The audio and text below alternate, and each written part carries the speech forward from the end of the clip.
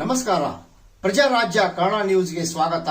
ನಾನು ರಾಮಗೌಡ ಪಾಟೀಲ್. ಕತ್ತಿ ಆಡಳಿತ ಬೇಡ, ಕೈಕೊಟ್ಟ ವಿದ್ಯುತ್ ಸಹಕಾರಿ ಸಂಘದ 11 ಜನ ನಿರ್ದೇಶಕರು.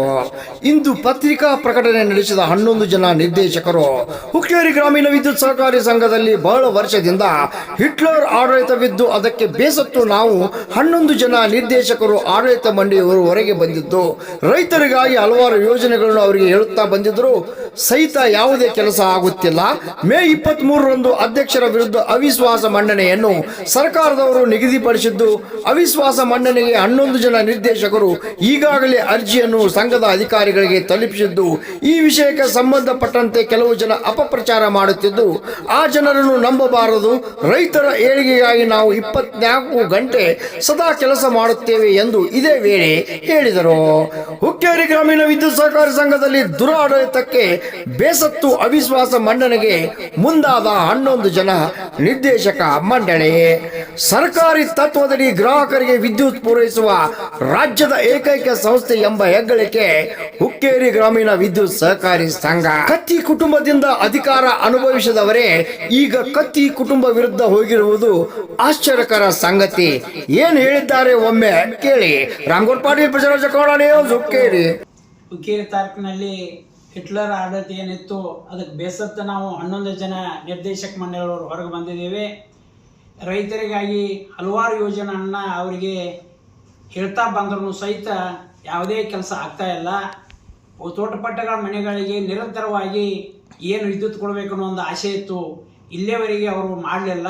ಅದಕ್ಕೆ ಈಗಾಗಲೇ ನಾವು ಸತೀಶಣ್ಣ ಜಾರಕಿಹೊಳಿ ಅವರನ್ನು, ಬಾಲಚಂದ್ರನ ಜಾರಕಿಹೊಳಿ ಅವರನ್ನು ಹಾಗೂ ಅಣ್ಣಸಾಬ್ ಜೊಲ್ಲೆ ಅವರ ಸಹಾಯ ಸಹಕಾರ ತೆಗೆದುಕೊಂಡು ಈ ಬರುವ ಕಡಿಮೆ ಅವಧಿಯಲ್ಲಿ ಒಂದು ನಿರಂತರ ಕರೆಂಟ್ ಕೊಡುವಂಥ ವ್ಯವಸ್ಥೆ ನಾವು ಮಾಡ್ತೇವೆ. ಅದರ ಜೊತೆಗೆ ಈಗಾಗಲೇ ಟಿ ಸಿಗಳು ಏನೋ ಒಂದು ಸ್ವಲ್ಪ ಹಿಂದೆ ಮುಂದೆ ಆಗೋದದ್ದು, ಅದರ ಜೊತೆಯಲ್ಲೇ ಹೊಸ ಟಿ ಸಿಗಳನ್ನು ಖರೀದಿ ಮಾಡಿ 1-2 ದಿವಸಗಳಲ್ಲಿ ಈ ಟಿ ಸಿಗಳನ್ನು ಕೊಡುವಂಥ ಕೆಲಸ ಆಗಲಿ. ಈಗಾಗಲೇ ಒಂದು ಕಮ್ಮು ಮುರಿದ್ರೆ ಸರ್ನ ಭಾಳಷ್ಟು ಬಿಲ್ ಆಗ್ತಿದ್ದು, ಅದು ಮನಗಂಡು ರೈತರಿಗೆ ಭಾಳ ತೊಂದರೆ ಆಗಬಾರ್ದು ಅಂತ ಹೇಳಿ ಕಡಿಮೆ ದರದಲ್ಲಿ ಒಂದು ಕೆಲಸ ಮಾಡಿಕೊಡುವಂಥ ಯೋಜನೆಯನ್ನು ಹಾಕಿಕೊಂಡಿದ್ದೆವು. ದಯವಿಟ್ಟು ಇನ್ನು ಯಾರ ಮನೆಗೆ ಹೋಗದೆ ತಮ್ಮ ತಮ್ಮ ಕ್ಷೇತ್ರದ ನಿರ್ದೇಶಕರ ಫೋನ್ಗಳಿಗೆ ಮಾಡಿದ್ದಾದ್ರೆ ತಮ್ಮ ಕೆಲಸಗಳನ್ನು ಫೋನ್ನಲ್ಲಿಯೇ ಶೀಘ್ರವಾಗಿ ಮಾಡಿಕೊಳ್ಳಲಾಗುವುದೆಂದು ಈ ಮುಖೇನ ಹೇಳಿ ಬಯಸ್ತೇನೆ. ದಯವಿಟ್ಟು ಎಲ್ಲ ನಮ್ಮ ರೈತ ಬಾಂಧವರಲ್ಲಿ ವಿನಂತಿ ಇದೆ, ತಾವೆಲ್ಲ ಸಹಕಾರ ಕೊಡಬೇಕು. ನಮಗೆ ಆದಷ್ಟು ಬೇಗ ಒಂದು ನಿರಂತರ ಕರೆಂಟ್ ಕೊಡುವಂಥ ಯೋಜನೆ ಇರ್ಬೋದು. ಇನ್ನು ಹಲವಾರು ಯೋಜನೆಗಳನ್ನು ತಂದು ಈ ಕ್ಷೇತ್ರದ ಜನತೆಗೆ ಅಗದಿ ನಿರಂತರ 24 ತಾಸು ಫುಲ್ ಕರೆಂಟ್ ಕೊಡುವಂಥ ವ್ಯವಸ್ಥೆ ತಾವು ಮಾಡ್ತೇವೆ ಅಂತ ಹೇಳ್ತಾ ತಮ್ಮಲ್ಲಿ ವಿನಂತಿಸಿಕೊಂಡು ಕೊಡಬೇಕೆಂದು ತಮ್ಮಲ್ಲಿ ವಿನಂತಿಸಿಕೊಳ್ಳುತ್ತೆ. ಈಗಾಗಲೇ ನಾವು ರವಿಯವರು ಹೇಳಿದಂಗೆ ಅಲ್ಲಿ ಎಲ್ಲ ಕೆಲಸಗಳು ನಾವು ಮಾಡ್ತೀವಿ. ಅದಂತೆ ಈಗಾಗಲೇ ಏನಾದರೂ ಪೆಂಡಿಂಗ್ ಇದ್ದರೆ, ಏನಾದರೂ ರೈತ ಸಮಸ್ಯೆ ಇದ್ದರೆ ದಯವಿಟ್ಟು ನೀವು ನಮಗೆ ಕಾಂಟ್ಯಾಕ್ಟ್ ಮಾಡಿಕೊಟ್ರೆ ನಾವು ಆದಷ್ಟು ಬೇಗ ನಿಮ್ಮ ಕೆಲಸವನ್ನು ಮಾಡಿಕೊಡ್ತೀವಿ ಅಂತ ಈ ಮೂಲಕ ಹೇಳಕ್ಕೆ ಇಷ್ಟಪಡ್ತೀವಿ. ಅದಕ್ಕೆ ತಮ್ಮ ಸಹಕಾರ ಯಾವತ್ತೂ ಇದೆ. ನೀವು ನಮ್ಮ ಸಹಕಾರ ಕೊಟ್ಟರೆ ನಾವು ನಿಮ್ಮ ಸಹಕಾರದಲ್ಲಿ ಎಲ್ಲ ಕೆಲಸವನ್ನು ಮಾಡೋಣ ಅಂತ ಹೇಳಿ. 11 जण आहोत. या संदर्भात काम एकत्र आलो याचं कारण फार मोठं आहे.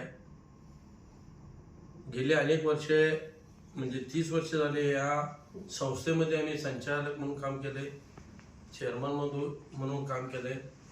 आम्ही सर्वांमुळे एकच आमचं ध्येय होतं की आपल्या शेतकऱ्यांना चांगल्या पद्धतीचे सप्लाय मिळू देत, त्यांची कामं होऊ देत, हा एकच उद्देश ठेवून आम्ही आज या ठिकाणी सगळेजण त्यांना कंटाळून या ठिकाणी आम्ही बाहेर पडलो आहोत. आज या ठिकाणी आम्ही आमच्या शेतकरी बंधूंना एवढं सांगू इच्छितो की गेल्या अनेक वर्षापासून जे कारभार चालत आला त्याला कंटाळून सर्व संचालक मंडळ आज 11 जणांची आमची टीम एकत्र आलेली आहे.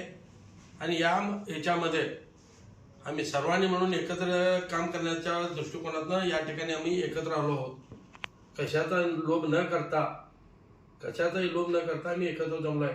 कारण या ठिकाणी आता शेतकऱ्यांना अनेक अडचणी, टीसीच्या असतील किंवा अनेक त्याचे घरचे कनेक्शन असतील, यासाठी आम्ही ज्या भागातले डायरेक्टर आहे परवाच्या बोर्डच्या मीटिंगमध्ये सुद्धा